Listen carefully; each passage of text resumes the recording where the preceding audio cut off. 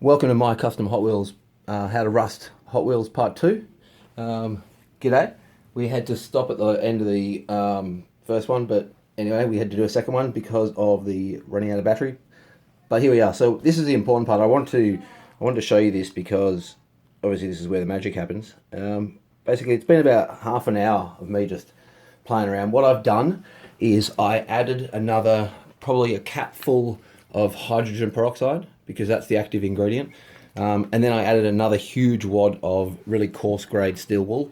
What I found is it just sort of wasn't sludgy enough for my liking. So by doing that, I sort of made it even sludgier and just really easy to work with. It's still really runny. That's to be expected, as you can see from this pool of, you can see from here, it's very runny. But what we're doing is I'm quite literally, I've got my steel wool and I'm dipping it in. I'm leaving it in there. I'm stirring it around. I'm using a screwdriver. I mean, you can see, look, how am I getting at this camera? Even the screwdriver's got a nice rust to it right now. But see, I'm just sort of coating the cars and I let it sit. I'll let them sit and I'll do the sides. And as I said, you can only do one at a time. But to give you an idea, like, I have not touched, here, let me zoom in even more. I have not really done anything to that panel as yet. It's sort of been sitting around, so it's got a brown tinge to it. But the other side I have, and it's well and truly rusted up, and it looks nice and barnyard fine or whatever sort of look you're going for, a rust rod. And I'm now doing the top. You can already see the top's well and truly rusted, as are all the inside bits that have just accidentally, as I said, I haven't even started on these other panels, but the fact that I'm even doing this, look, to show you, I've reverted to do this sometimes. Can we see? Let me zoom out.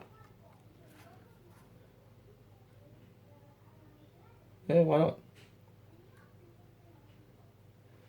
Do that. Have you noticed I've added, I don't know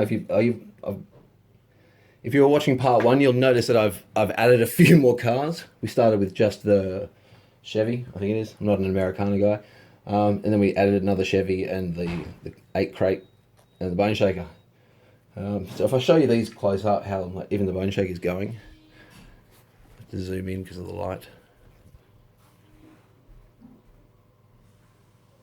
You can see that it's already brown all over and it's starting to get on the sides.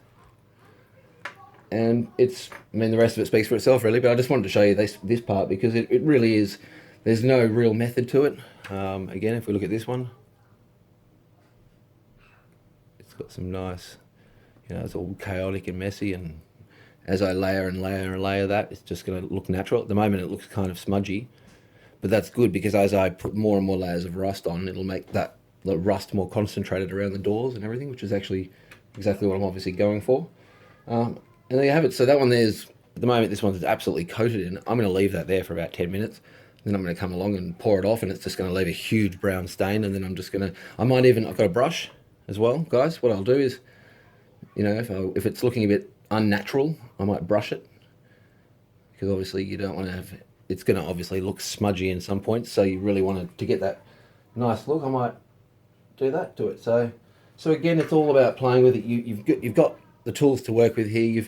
You've got your hydrogen peroxide and white vinegar mix, and you can just keep applying it and mixing it and pouring it and using the steel wool to recycle it, and pour some more back over, and it'll drip down the sides naturally and into the crevices of the door handles, and and that's exactly what you want. So again, thanks for watching. Go check out mycustomhotwheels.com for more how-to guides, tips, and sweet-ass customs.